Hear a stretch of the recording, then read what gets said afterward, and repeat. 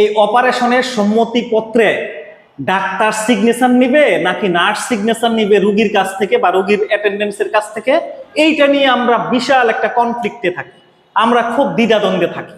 আজকের এই ভিডিওটির মাধ্যমে একদম স্পষ্ট করে দিব যে এই অপারেশনের সম্মতিপত্রে সিগনেচার নেওয়া কার দায়িত্ব।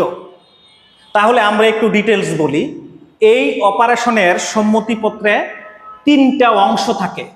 একটা হচ্ছে পেশেন্টের আইডেন্টিফিকেশন, আরেকটা হচ্ছে মূল ফর্ম মেসেজ যেটা, আরেকটা হচ্ছে সাক্ষী এবং রুগী বা রুগীর অ্যাটেন্ডেন্সের সিগনেচারের জায়গা। এই অপারেশন নিশ্চয়ই ডাক্তার করবে। হ্যাঁ, যদি ডাক্তার করে তাইলে অপারেশন কি প্রসিডিউরে করবে, অপারেশনের বেনিফিট কি, অপারেশনের রিস্ক কি, কোন ধরনের অজ্ঞান করবে, জেনারেল অ্যানেস্থেসিয়া দিবে নাকি লোকাল অ্যানেস্থেসিয়া দিয়ে করবে নাকি স্পাইনাল অ্যানেস্থেসিয়া দিয়ে করবে।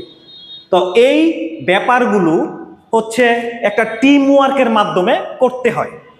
ডক্টরের কাজ হচ্ছে ডক্টর পেশেন্ট এবং পেশেন্ট অ্যাটেন্ডেন্সকে অপারেশন কিভাবে করবে, না করলে কি ক্ষতি হবে বা অপারেশনের বেনিফিটটা কি, অপারেশন চলাকালে কি রিস্ক থাকতে পারে, এই যাবতীয় এবং পেশেন্টকে অপারেশন করার জন্য কোন ধরনের অ্যানেস্থেসিয়া বা কোন টাইপের অজ্ঞান করবে, সেই বিস্তারিত বিষয়গুলো পেশেন্ট এবং পেশেন্ট পার্টিকে বুঝিয়ে বলা হচ্ছে ডাক্তারের কাজ।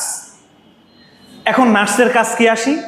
নার্স হচ্ছে ডক্টরের সাথে থেকে এই অপারেশন সম্মতিপত্রে পেশেন্ট পার্টি বা পেশেন্টের কাছ থেকে লিগ্যাল গার্ডিয়ানের কাছ থেকে নিতে হবে, সিগনেচার নিবে এবং সেই নার্স এই সম্মতিপত্রে সাক্ষী হিসাবে সিগনেচার করবে।